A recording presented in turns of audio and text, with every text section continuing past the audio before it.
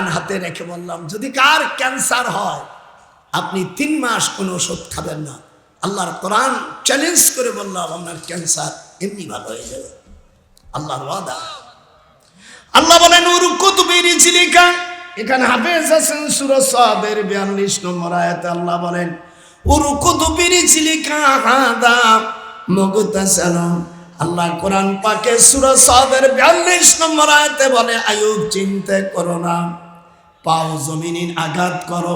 উরকুত আমর হাজারে সেগাম, বা হরফে জার রিজলুন মানে পাও, কাপ মানে তোমার, এই পাও তুমি আঘাত করো।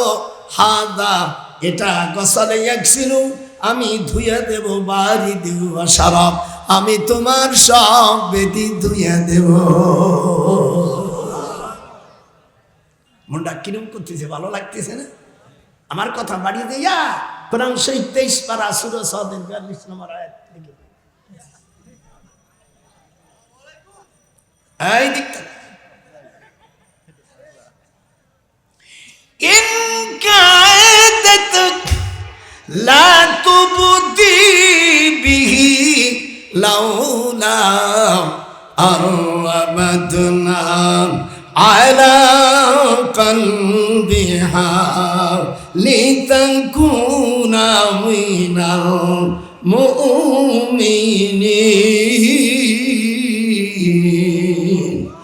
وقالت لأخته قصي فبصرت به عن جنوب وهم لا يشعرون وحرمنا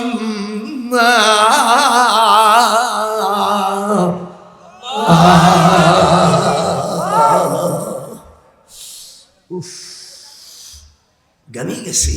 কোরআন যখন পড়ি তখন আমি জোন হয়ে যাই। আপনাদের কেমন লাগতেছে?